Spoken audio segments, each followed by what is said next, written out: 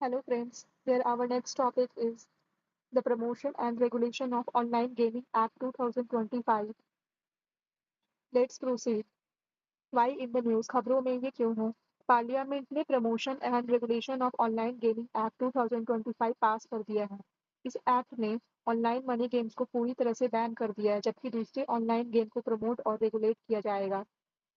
More on the news खबर के बारे और जानकारी। इस एक्ट का मेन एम एक मजबूत लीगल फ्रेमवर्क बनाना है।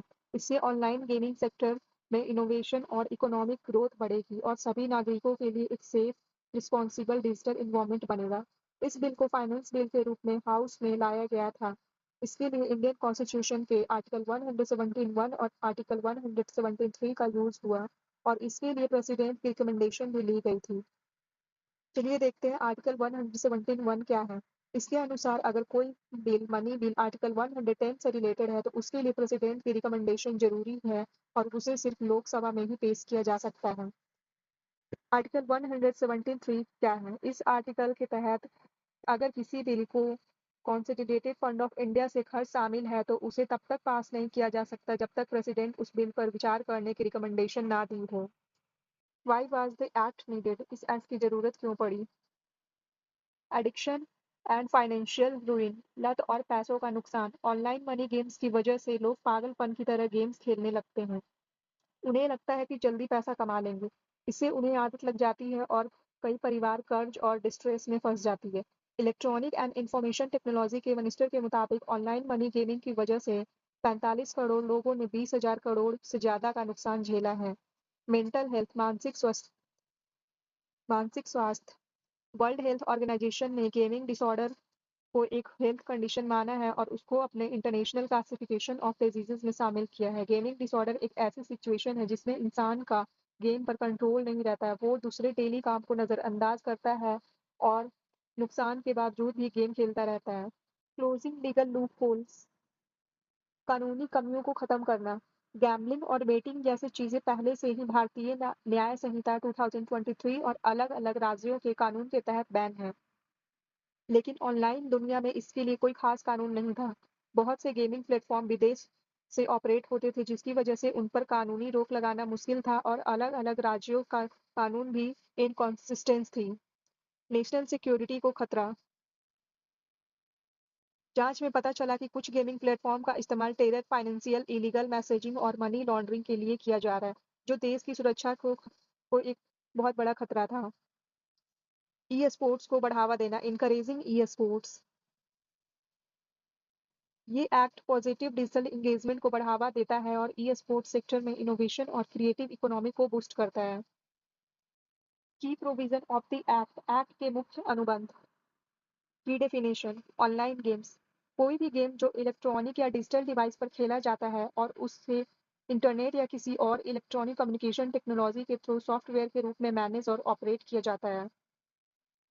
Categorization of the online games, online games का वर्गीकरण।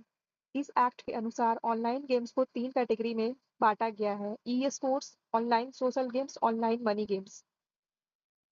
ई स्पोर्ट्स, इसमें कॉम्पिटिटिव डिजिटल गेम्स आते हैं जिसमें टीम्स या इंडिविजुअल ऑर्गेनाइज टूर्नामेंट में पार्टिसिपेट करते हैं। इन गेम्स में स्ट्रेटजी, कोऑर्डिनेशन और एडवांस डिसीजन मेकिंग स्किल्स की जरूरत होती है, जैसे वेड विल्जोबॉय बैम जो 2025 में पोकेमॉन गो वर्ल्ड चैंपियनशिप जीतने वाले पहले इंडियन प्लेयर बने। ऑनलाइन सोशल गेम्स, ये वो गेम्स हैं जो रोज़ाना मनोरंजन का हिस्सा होते हैं। ये प्राइमरली स्किल बेस्ड होते हैं और इनका मकसद एंटरटेनमेंट, लर्निंग या सोशल इंटरैक्शन होता है, जैसे worldly, online word game, कहूट etcetera. Online money games, ये वो ऑनलाइन गेम्स हैं चाहे वो चांस पर बेस्ड हो या स्किल पर, जिसमें फाइनेंशियल स्टेक्स, पैसे का दांव शामिल होता है। फाइनेंशियल स्टेक्स का मतलब है कि आप गेम खेलने के लिए फीस या मनी डिपॉजिट करते हैं इस उम्मीद से कि आपको मॉनेटरी या अन्य प्रकार का लाभ मिलेगा, जैसे Dream Eleven, rummy, poker, WinZO etcetera. Applicability, कानून कहाँ कहाँ लागू है? ये एक्ट पूरे इंडिया पर लागू होगा, साथ ही ये ऑनलाइन मनी गेमिंग सर्विस पर भी लागू होगा, चाहे वो इंडिया के अंदर भी जारी हो या बाहर से ऑपरेट हो रही हो। Absolute prohibition of online money games, online money games पर पूरी रोक। ऑनलाइन मनी गेम्स जिन्हें रियल मनी गेम्स भी कहते हैं और उनसे जुड़ी सर्विस पूरी तरह से बैन होगी। इसके अलावा इन गेम्स से एडवर्टीजमेंट और बैंक या फाइनेंशियल इंस्टीट्यूशन द्वारा इन गेम्स के लिए किए जाने वाले फाइनेंशियल ट्रांजैक्शन भी बैन हैं। अथॉरिटीज को इंफॉर्मेशन टेक्नोलॉजी एक्ट 2000 के तहत अनलॉफुल प्लेटफॉर्म को ब्लॉक करने का पावर भी दिया गया है। प्रमोशन ऑफ ई स्पोर्ट्स को बढ़ावा। ई स्पोर्ट्स को एक लेगिस्टिमेट कॉम्पिटिटिव स्पोर्ट्स के रूप में मान्यता दी गई है। Ministry of youth affair and sports इसके लिए गाइडलाइंस बनाएगी और ट्रेनिंग एकेडमिक्स और रिसर्च सेंटर जैसे इंफ्रास्ट्रक्चर भी इस्टेब्लिश किए जाएंगे। Promotion promotion of social and educational games. Social और एजुकेशनल गेम्स को बढ़ावा। सेंट्रल गवर्नमेंट को यह अधिकार दिया गया है कि वो उन सोशल गेम्स को मान्यता और रजिस्टर करे जो सेफ और एज अप्रोप्रिएट हैं। इनके लिए कंटेंट डिस्ट्रीब्यूशन के लिए डेडिकेटेड प्लेटफॉर्म भी बनाएंगे। ऑनलाइन गेमिंग अथॉरिटी एक नेशनल लेवल की रेगुलेटरी अथॉरिटी बनाई जाएगी। इस अथॉरिटी का काम गेम्स को कैटेगराइज और रजिस्टर्ड करना, ये तय करना कि कौन सा गेम मनी गेम है और शिकायतों को सॉल्व करना होगा। ऑफेंसेस एंड पेनल्टीज अपराध और दंड। इस एक्ट के तहत कॉग्नाइजेबल बिना वारंट के अरेस्ट किया जा सकता है और नॉन बेलेबल है।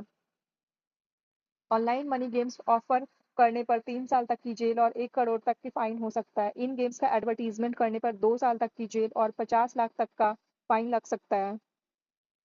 Corporate and institutional liability. Company की जिम्मेदारी।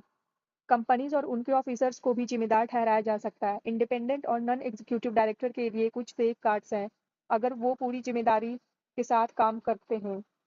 Investigation and enforcement power. जांच और कानूनी शक्तियां। सेंट्रल गवर्नमेंट ऑफिसर्स को इन्वेस्टिगेशन, सर्च और सीज चीजों को जब्त करने का अधिकार दे सकती है। कुछ केसेस में बिना वारंट के अरेस्ट करने का भी अधिकार होगा। Other notable initiative to counter the risk of online gaming. Online gaming के रिस्क को रोकने के लिए दूसरी इनिशिएटिव। ऑनलाइन गेमिंग से होने वाले नुकसान को रोकने के लिए ऑनलाइन गेमिंग एक्ट 2025 के अलावा भी कई सरकारी इनिशिएटिव चलाई गई हैं। इंफॉर्मेशन टेक्नोलॉजी एक्ट 2000 का सेक्शन 69A, इस सेक्शन के तहत सरकार को इलीगल वेबसाइट या लिंक को ब्लॉक करने का अधिकार है। जैसे 2022-25 के दौरान 1524 बेटिंग्स और गैम्बलिंग वेबसाइट और मोबाइल ऐप को ब्लॉक किया गया था।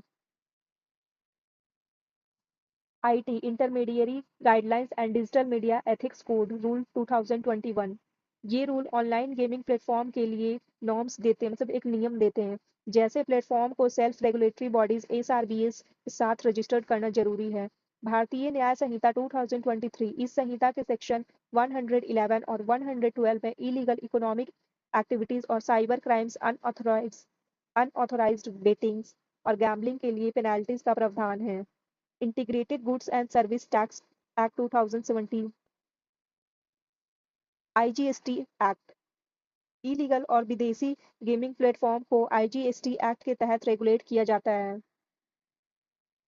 कंज्यूमर प्रोटेक्शन एक्ट 2019, ये एक्ट मिसलीडिंग और सेरोगेट एडवर्टाइजमेंट पर रोक लगाता है। Central consumer protection authority CCPA ने सेलिब्रिटीज और इन्फ्लुएंसर को बेटिंग प्लेटफॉर्म का इंडोर्समेंट ना करने की सलाह भी जारी की है।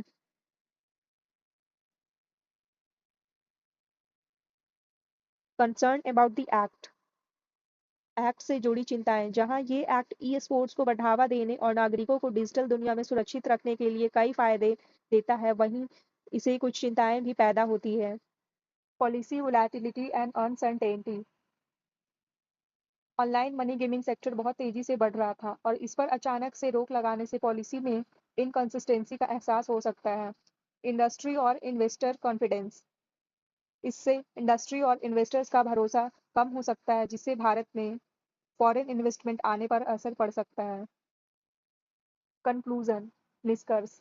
The promotion and regulation of online gaming act 2025 Bharat के डिजिटल लैंडस्केप को आकार देने में एक महत्वपूर्ण कदम है। इसका मकसद ऑनलाइन मनी गेमिंग इंडस्ट्री के शोषणपूर्ण एक्सप्लॉयटेटिव तरीकों से नागरिकों को बचाना है और उसके साथ ही लेजिटिमेट ई स्पोर्ट्स और सोशल गेमिंग को बढ़ावा देना है। ऐसा करके इसका उद्देश्य देश की क्रिएटिव इकोनॉमी को मजबूत करना, इनोवेशन को बढ़ावा देना और सबसे बढ़कर ये सुनिश्चित करना है कि टेक्नोलॉजी समाज के लिए एक साधन बने बने, ना कि नुकसान का कारण। Thank you.